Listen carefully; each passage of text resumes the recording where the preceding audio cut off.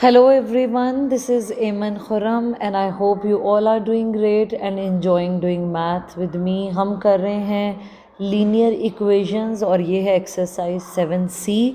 आज हम करेंगे 7C का क्वेश्चन नंबर 1। इसमें उन्होंने हमें एक इक्वेशन दी है। They are saying if y is equal to 3/5x plus 26 find the value of y when x is equal to 12। तो उन्होंने हमें एक इक्वेशन दी है, मैं उसको दोबारा लिखती हूँ। वो कह रहे हैं y is equal to 3/5x plus 26 और हमने फाइंड आउट करनी है वैल्यू ऑफ y। हमने y की वैल्यू फाइंड आउट करनी है और x की वैल्यू उन्होंने दी है 12। So where ever we will see x we will use this value 12। Very easy question, let's start doing it. y की वैल्यू हमने फाइंड आउट करनी है, so y will be y is equal to 3/5 will be 3/5। x is multiplying with the numerator. ये देखें x जो है वो 3 के साथ है, 3 के साथ मल्टीप्लाई हो रहा है। सो x की वैल्यू है 12, तो मैं इसको इस तरह नहीं लिखूँगी। I will put the bracket around ताकि पता लगे 12 इज़ मल्टीप्लाइंग विद 3। प्लस की जगह मैं प्लस ही लिखूँगी और 26 की जगह आई will right 26। Now y will be y 12 3s are 36/5 plus 26. Now y will be y. I will divide 36 on 5. It will be 7.2. Yeah, it will be 7.2. और जब मैंने 36 को 5 पे डिवाइड किया तो आंसर आया 7.2 और 26 को नीचे उतार देंगे ऐसे ही। सो y value will be, y की वैल्यू आ जाएगी 26 और 7 आ जाएगा। 4 ऐड किया तो 33, ऐड किया तो 33.2। सो y value is 33.2। It will be our answer. We are done with question number 1.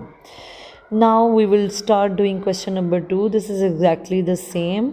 मिलता जुलता ही क्वेश्चन है। हमें उन्होंने एक इक्वेशन दी है, वो है s is equal to 4πr²। ठीक है। अब वो फर्स्ट पार्ट में हमें कह रहे हैं वैल्यू फाइंड आउट करें s की। अगर r की वैल्यू हो 10.5 तो हमें s की वैल्यू फाइंड आउट करनी है और r की वैल्यू कितनी है 10.5। ओके। और पाई की वैल्यू भी गिवन है 22/7। तो मैं 4 की जगह 4 लिखूँगी, पाई की जगह मैं वैल्यू लिखूँगी 22/7। तो पाई की वैल्यू है 22/7 और r की वैल्यू है 10.5। So 10.5 will be equal to 2 10s are 20, 2 10s are 20, 20 में हम 1 ऐड करेंगे तो वी कैन राइट इट 21/2। चूँकि यहाँ r का स्क्वायर है तो we will multiply r value 2 times, तो r की वैल्यू बनी 21/2। Again I will write r value 21/2। अब हम इसकी कटिंग करेंगे because all numbers are multiplying with each other, तो हम सबकी न्यूमरेटर की डिनोमिनेटर के साथ कटिंग कर सकते हैं। तो ये है 7 1s are 7, 7 3s are 21। ये है 2 1s are 2 और 2 11s are 22। ये भी कटिंग हो गई। 2 1s are 2, 2 2s are 4, तो ये भी कटिंग होगी। अब हमारे पास डिनोमिनेटर में कुछ नहीं है। We will multiply 2 with 11, it will be 22। 22 को हम 3 से मल्टीप्लाई करेंगे, इट विल बी 66। 66 को 21 से मल्टीप्लाई करेंगे तो हमारा आंसर आएगा 1386। तो s की वैल्यू हमने फाइंड आउट करनी थी, वो हमने फाइंड आउट कर ली है। s की वैल्यू है 1386। So we are done with the first part. Now we will start doing the second part. Second part, question के सेकेंड पार्ट में दे आर सेइंग इक्वेशन हमारी सेम ही है, s is equal to 4πr²। और हमने देखें किसकी value find out करनी है। सेकंड पार्ट में वो कह रहे हैं the positive value of r find out करें। The positive value of r when s is equal to 616। इसमें हमें r की वैल्यू फाइंड आउट करनी है और इस दफ़ा उन्होंने s की वैल्यू दे दी है विच इज़ 616।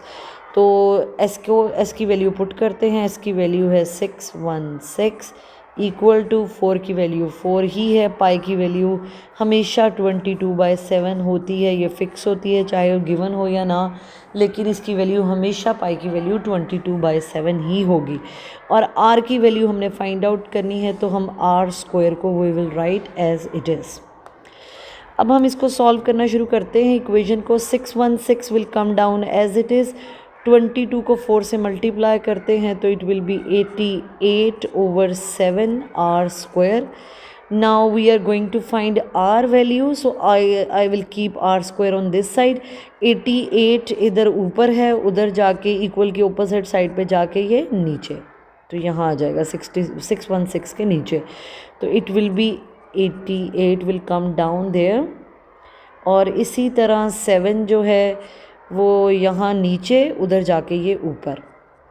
जो चीज़ इधर मल्टीप्लाई हो रही है इक्वल की ऑपोजिट साइड पे जाएगी तो इट विल डिवाइड। 7 यहाँ डिवाइड हो रहा था तो ऑपोजिट साइड पे जाके इट विल मल्टीप्लाई। अब हम इसकी कटिंग करेंगे। 11 से मैं अगर कटिंग करूँ इसकी तो 11 8 ज़ा 88 और इसकी कटिंग करते हैं तो 11 5 ज़ा 55 और 6 करिए 11 6 ज़ा 66, तो ये आ जाएगा 56। अगेन हम इसकी 8 से कटिंग कर सकते हैं तो 8 1 ज़ा 8, 8 7 ज़ा 56। अब 7 को 7 से मल्टीप्लाई किया तो we will get the answer 49। अब हमारा r स्क्वायर आ गया है 49, but we need to find out the value of r। तो ये अगर ये r का स्क्वायर है तो 49 किसका स्क्वायर है? 7 का स्क्वायर है। हमें वैल्यू फाइंड आउट करनी है r की, तो स्क्वायर को ख़त्म करने के लिए we will take the square root of this side, so we have to take the square root on this side as well. Square root will remove the squares and r value will be equal to 7, so that's how we will find out the answer. We will find out the value of r. Now we will see what they are saying in question number 3. Question number 3 में भी उन्होंने हमें एक equation दी है और इसमें है a is equal to y square minus xz over 5।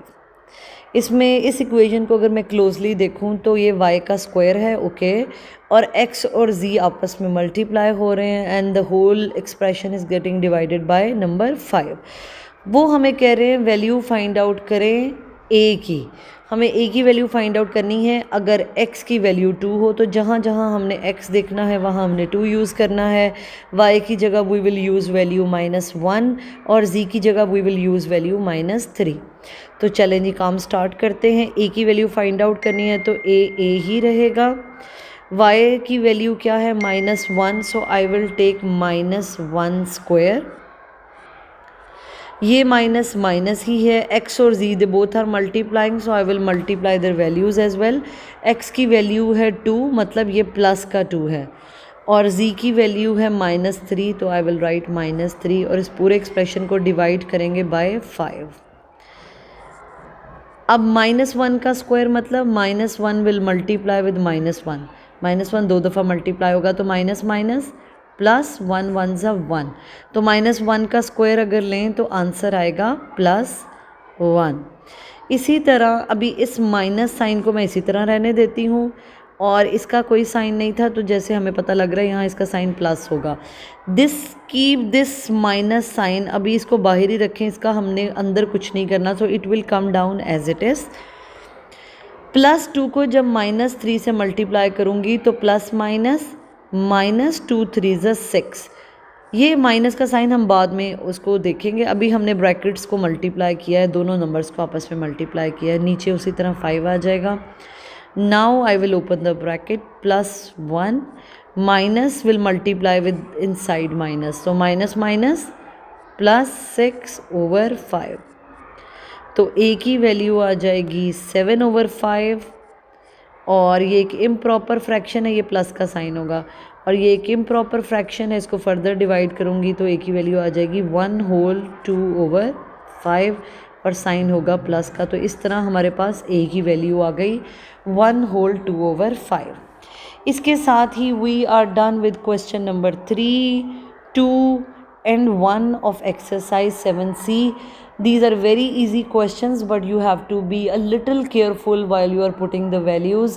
अगर प्लस की वैल्यू है तो उसको अच्छे से देखें, और अगर माइनस की वैल्यू है तो don't forget to take that minus sign with it, right, क्योंकि यूजुअली स्टूडेंट्स जो हैं वो माइनस साइन को इग्नोर कर देते हैं, and that's how they questions they can not solve the question accurately. तो आपने थोड़ा केयरफुल रहना है.